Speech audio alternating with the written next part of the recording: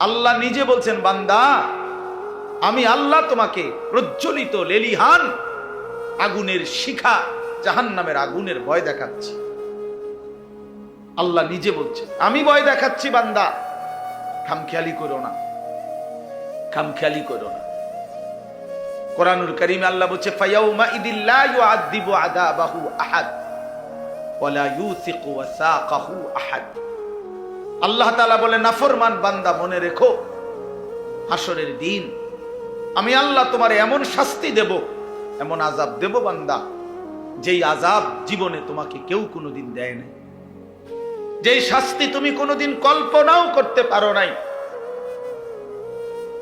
এর চাইতে কঠিনতর শাস্তি আমি আল্লাহ তোমাকে দেব। ওয়ালা ইউসিকু ওয়াসাকাহু আহাদ।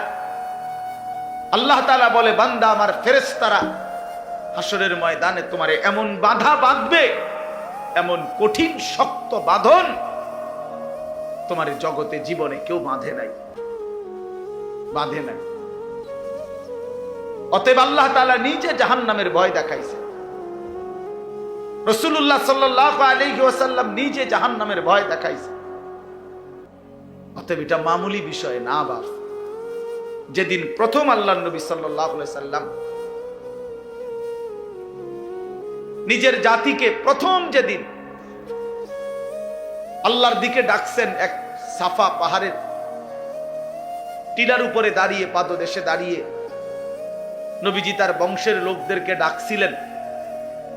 এই প্রথম যেদিন কালেমার দাওয়াত দিছেন, সেদিনই নবীজি বলছেন, ইন্নী নাযীরুন লাকুম বাইনা ইয়াদাই আযাবুন শাদীদ। আল্লাহর নবী সাল্লাল্লাহু আলাইহি সাল্লাম বলছেন, হে আমার স্বজনরা, চাচারা, মামারা, হে আমার আত্মীয়, আপনারা বংশধরেরা, শুনেন, আমি আপনাদেরকে ভয় দেখাচ্ছি এক কঠিনতর আযাবের, এক ভীষণ আযাবের ভয় দেখাচ্ছি। এই সেদিন থেকে কথা শুরু করছে। কোরআনুল কারীমের মধ্যে আছে, আল্লাহ তাআলা বলছেন, নবীজি কম্বল গায়ে দিয়ে শুইছে। আল্লাহ বলছে, বন্ধু শুয়ে গেলেন, কম্বল গায়ে দিয়ে শুইলেন বন্ধু।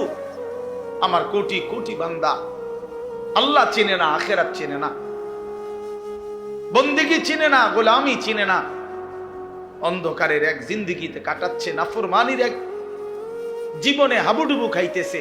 কুম ফাআনজির, কোরআন শরীফে আছে, আল্লাহ বলছে কুম, আরে দোস্ত ছাড়েন কম্বল, বিছানা ছাড়েন বন্ধু, কুম দাঁড়ান, আপনি ওঠেন, ফাআনজির, আমার বান্দাদেরকে ভয় দেখান, জাহান্নামের ভয় দেখান, কবরের ভয় দেখান। আল্লাহ বলছেন, সেই যে নবী উঠলেন, সেই যে নবী দাঁড়াইলেন, সেই যে নবী দুয়ারে দুয়ারে কালেমার ফেরি করলেন, উম্মতকে ফেরাইবার চেষ্টা করলেন, আর থামলেন না। 23টা বছর পরে আল্লাহর কাছেই ফিরে গেলেন। আর এই 23 বছর লাগাতার দাঁড়ে দাঁড়ে, দুয়ারে দুয়ারে, সর্বত্র আল্লাহর দ্বীনের কথা বলছেন। কোনখানে হাটে ঘাটে, মাঠে বাজারে, একজন 10 জন, রাতে দিনে, উপরে নিচে, দুয়ারে দুয়ারে, সর্বত্র বলে গেছে, কেন? আমার উম্মত যেন জাহান্নাম থেকে বাঁচে। কোন পদ পদবী, মান মর্যাদা, ইজ্জত সম্মানের অপেক্ষা করে নাই, শুধু বলে গেছে, সর্বত্র বলে গেছে। ভাইয়া, এই মোবাইলটা দিয়া সবার ছবি বারবার ঘুরে ঘুরাইয়া উঠাইলে মোবাইল আপনার কি ফায়দা হবে, কি হবে? দয়া করে এমনি শুনেন, এ তো যথেষ্ট পরিমাণ রেকর্ড হইতেছে। সবাই মোবাইলটারে ঘুরাইতেছে, অনেক সাথী বসে বসে মানুষের মাথায় এগুলা, এই মানুষের মাথায় এগুলা বাইক নিয়ে দেখা যায়, দেখো মানুষের মাথা দেখ, আপনার বিবিরি নিয়ে দেখাইন যে তুমি তোর জীবনে মানুষের মাথা দেখছো না, এই দেখো মানুষের মাথা। ঠিক মানে দেখাইবে, ঠিক মানে কিসের উপরে ঠিক কইছে?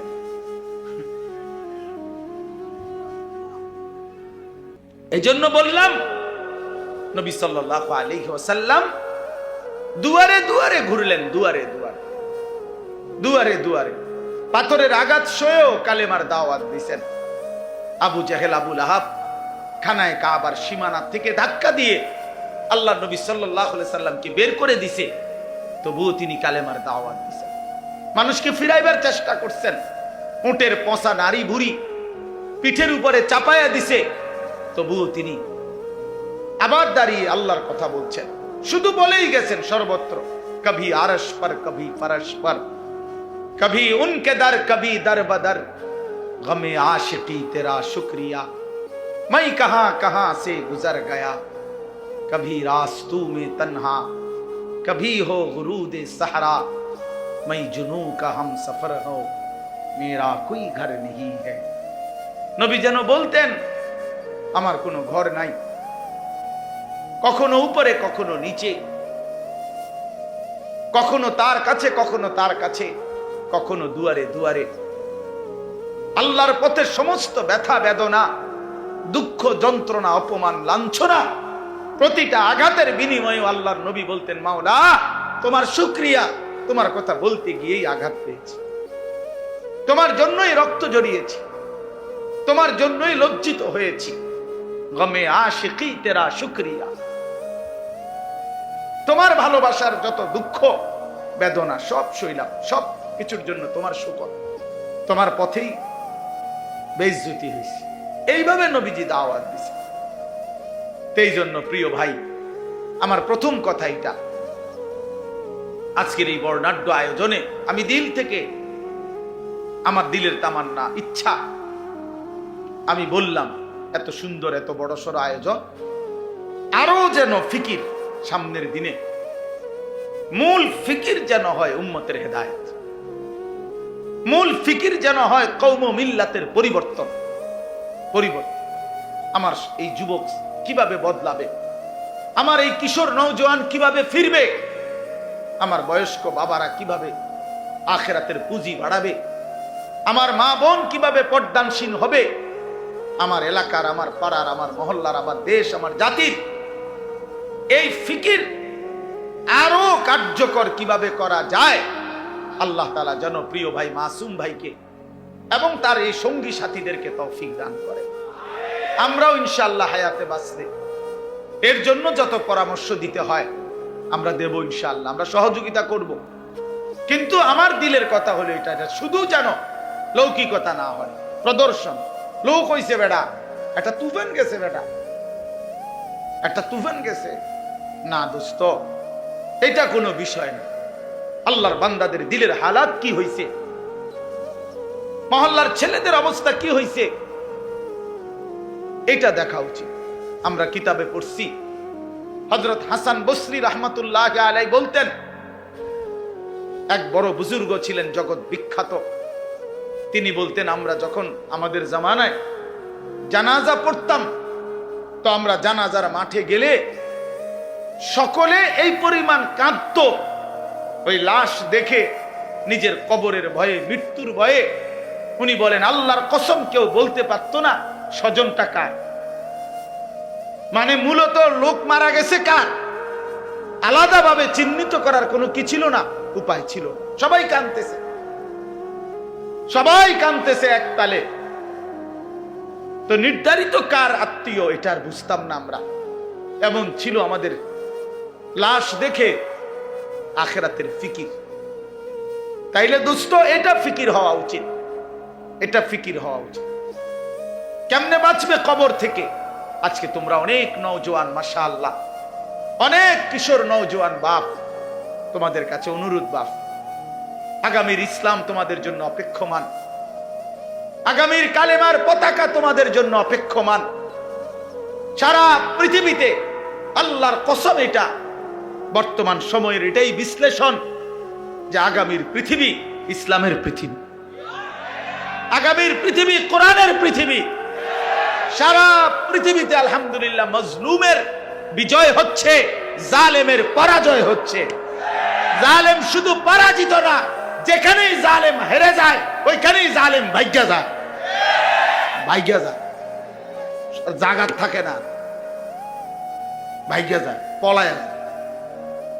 হ্যাঁ হ্যাঁ, শুধু বাংলাদেশের জালেম পলাইছে 5ই আগস্ট, শুধু এটা না, বরং সিরিয়ার জালেমও 8ই ডিসেম্বর বাশার আল আসাদ নামের জালেমও পলাইছে।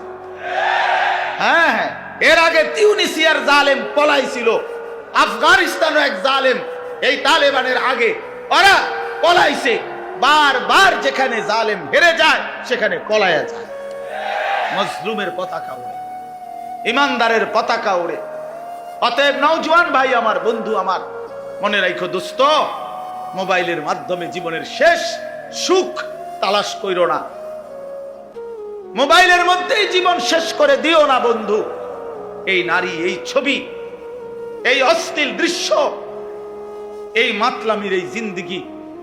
প্রিয় নওজোয়ান, তোমরা মুসলমান, একটা চুলের ফ্যাশনের উপরে জীবন শেষ করো না, একটা জামার ডিজাইনের উপরে জীবন শেষ করে দিও না, একটা প্যান্টের ডিজাইনের জন্য জিন্দেগি শেষ করে দিও না, একটা মেয়ের জন্য জীবনের 5টা বছর নষ্ট করে দিও না। আমার বন্ধু, নষ্ট করো না তুমি। তোমার দ্বারা অনেক স্বপ্ন আছে, তোমার নিয়ে অনেক সম্ভাবনা আছে, তোমার নিয়ে অনেক স্বপ্ন আছে। আগামীর পৃথিবীতে তুমি কালেমার পতাকা উড়াবা, আগামীর পৃথিবীতে তুমি ইসলামের পতাকা উড়াবা। আল্লাহর নবীর এমন সাহাবী ছিল, ইসলামের ইতিহাসে এমন মুজাহিদ ছিল, যাদের স্ত্রীরা তাদের বাসর রাতের কোরবানি করে স্বামীরে প্রথম রাতেই মাথায় পাগড়ি বেঁধে যুদ্ধের ময়দানে ছেড়ে দিয়েছে, বলেছে স্বামী যাও, আল্লাহর জন্য জান দাও, আর হাসরের ময়দানে তোমার সাথে দেখা হবে, যাও। অতএব দোস্ত আমার, এক নারীর জন্য তুমি না, এক ছবির জন্য তুমি না, এক অশ্লীল দৃশ্যে তুমি হেরে যেও না, হাইরা যাও না। আমি অনুরোধ করছি, আমার 17 বছরের নওজোয়ান, ইসলামের ইতিহাসে 17 বছরের নওজোয়ান মুহাম্মদ ইবনে কাসেম রাহমাতুল্লাহ আলাইহি, এই হিন্দুস্তান বিজয়ের মহানায়ক মুহাম্মদ ইবনে কাসেম, উনি 17 বছরের টকবকে যুবক ছিলেন। আরব থেকে সাগর পাড়ি দিয়ে এসে সিন্ধু প্রদেশ, ভারতের রাজা দাহিরকে পরাজিত করে তিনি কালেমার পতাকা উড়িয়েছেন। সুলতান ইখতিয়ার উদ্দিন মুহাম্মদ বিন বখতিয়ার খিলজি রহমতুল্লাহ আলাইহি মাত্র 17 জন যোদ্ধা নিয়ে আমার এই বাংলা মুলুক, তিনি হিন্দু রাজা লক্ষণ সেনকে পরাজিত করে কালেমার পতাকা উড়াইছিলেন। হ্যাঁ, অতএব দিল্লির লাল কেল্লা মুসলমানদের, দিল্লি মুসলমানদের, ইন্ডিয়া মুসলমানদের, গোটা হিন্দুস্তান মুসলমানদের বেটা। অতএব আমি নওজোয়ান বললাম, আমার অনুরোধ বন্ধু, স্বপ্ন দেখো বড়, কল্পনা করো বড়, আগামীর পৃথিবীতে ইমাম মাহদির পক্ষে লড়বা, কালেমার পতাকা উড়াবা, বাংলার জমিনেও কালেমার পতাকা উড়াবা ইনশাআল্লাহ। রাজি তো নওজোয়ান? নওজোয়ান রাজি কিনা বলো তো। 30-এর নিচে যারা, তারা দাঁড়াও, বলো দাঁড়াও নওজোয়ান, দাঁড়াও নওজোয়ান, দাঁড়াও নওজোয়ান, জাগো নওজোয়ান, হিম্মত করো নওজোয়ান, আগে বাড়ো নওজোয়ান, বলো আল্লাহু আকবার। তাকবীর, নারায়ে তাকবীর, কুরআন সুন্নাহর আলো, কোরআন সংশোধনের তার আলো, সংসদে চলো, কোরআন সুন্নাহর আলো, নারায়ে তাকবীর, আল্লাহু আকবার। মাশাআল্লাহ, মাশাআল্লাহ। বসো ভাইয়া, হেরে যেও না ভাইয়া।